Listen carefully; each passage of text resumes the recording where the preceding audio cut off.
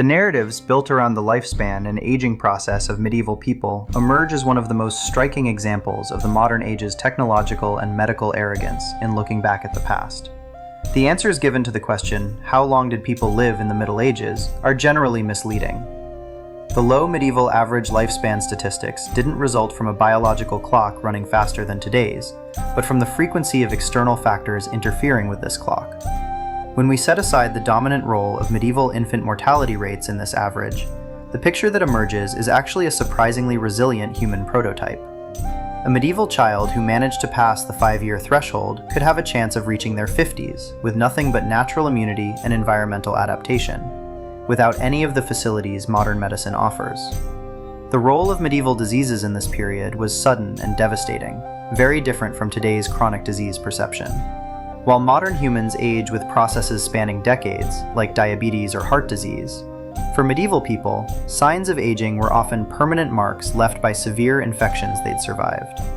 Simple pneumonia, or a wound infection that today would be solved with a dose of antibiotics, could permanently reduce a person's physical capacity, condemning them to an elderly appearance before their time.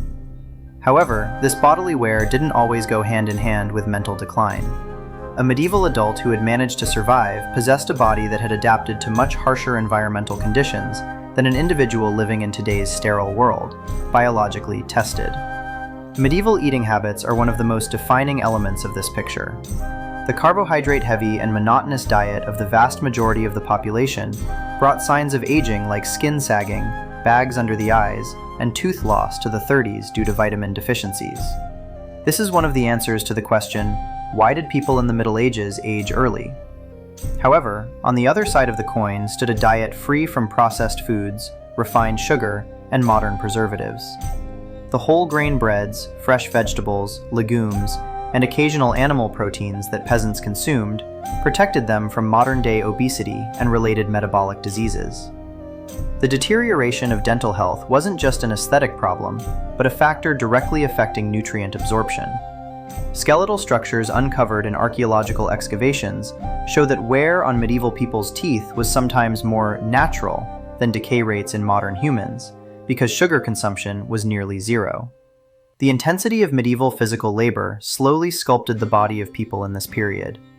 In medieval daily life, working the land, carrying heavy loads, and constantly working outdoors thickened the skin and created deep lines.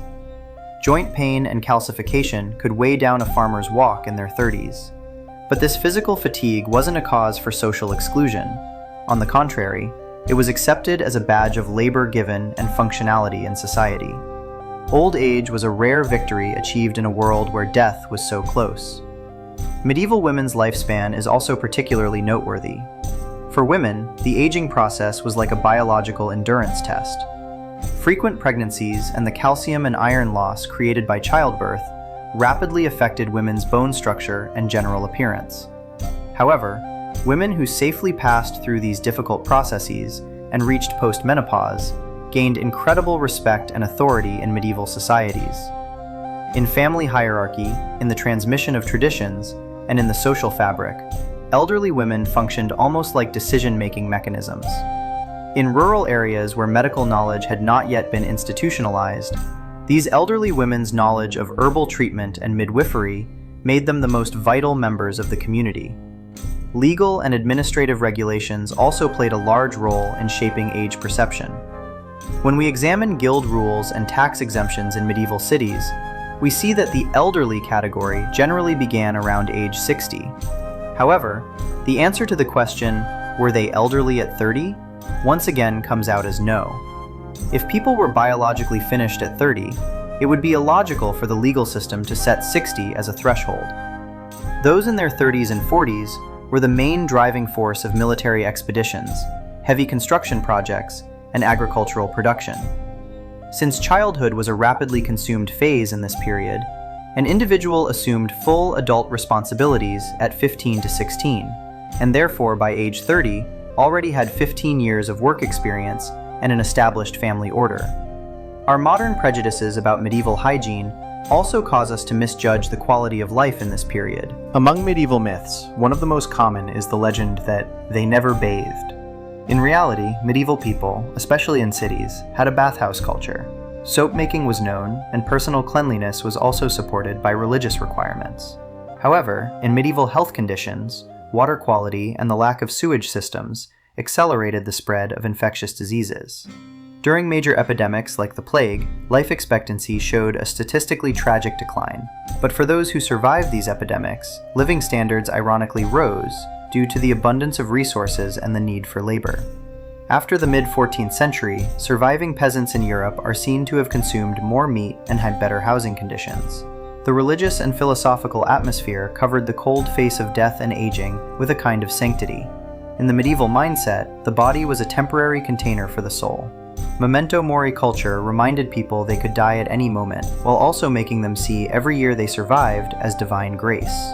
Aging meant moving away from the sinful world and approaching wisdom.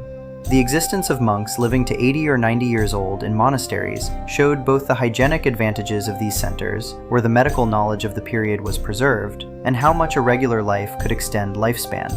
Depictions of old age in art and literature were also quite layered, contrary to modern perception. The wise elder type was at the center of stories, advised kings, and mediated in social crises. The famous line from Dante's Divine Comedy, "In the middle of the journey of our life," refers to age 35. This carries the idea that this is not the end of life, but the beginning of the most mature and most aware point. In chivalric culture, a warrior's brightest period was their 30s, because this age was the point where physical strength met war experience in perfect balance. The fact that medieval urban structure and rural organization didn't exclude the elderly is noteworthy. The extended family structure ensured that an aging individual would always find a role inside the house or in the neighborhood, even if their physical strength decreased. The concepts of retirement and the subsequent social loneliness that came with modernity were completely foreign to medieval people. A craftsman would train his apprentices in his workshop until his hands trembled. A peasant would check the quality of seeds, even if he couldn't do heavy work in the field. This constant state of being active was the greatest factor in preserving mental vitality. That aging diseases like Alzheimer's and dementia appear much more rarely in medieval records today can be explained not only by the shortness of lifespan, but also by the fact that these people never disconnected from social life.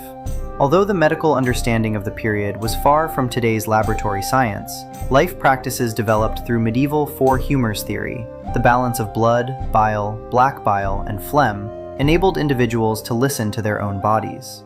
People knew what they should eat according to the seasons, which herbal teas facilitated digestion. This knowledge was more of a life manual than scientific. From a political history perspective, we see that many important figures who shaped Europe ruled for many years. Charlemagne ruled into his 70s. Venetian doges generally came to head the state in their 80s. If medieval life expectancy were truly 30 years, the mental capacities of these leaders wouldn't suffice to govern states. A council of elderly and experienced advisors was always established alongside young kings. These councils represented the collective wisdom of society. The difference in life between city and countryside also affected the rate of aging. While air pollution, coal smoke, and waste in narrow streets and cities triggered respiratory diseases, people in rural areas had cleaner air but a heavier physical burden. A mountain villager at 60 could still climb mountains, while a merchant in a port city might suffer from gout at the same age due to humidity and infections. In conclusion, in the Middle Ages, old age wasn't a medical failure or a shame to be hidden as it is today, but a natural and honorable part of life. Medieval people may have lived a physically harder life, their teeth may have fallen out earlier, or their backs may have bent earlier, but in terms of social status, spiritual calm, and resistance shown against life, they stood on much firmer ground. Age 30 wasn't the end of the road for medieval people, but the beginning of the social peak.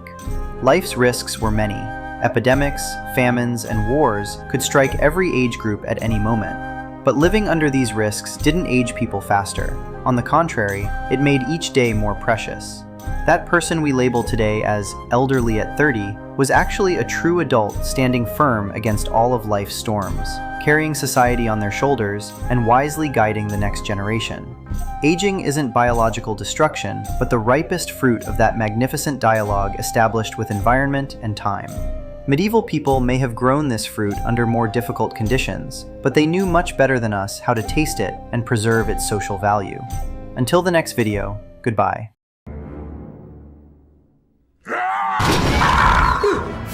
We shall be the Fellowship of the Ring.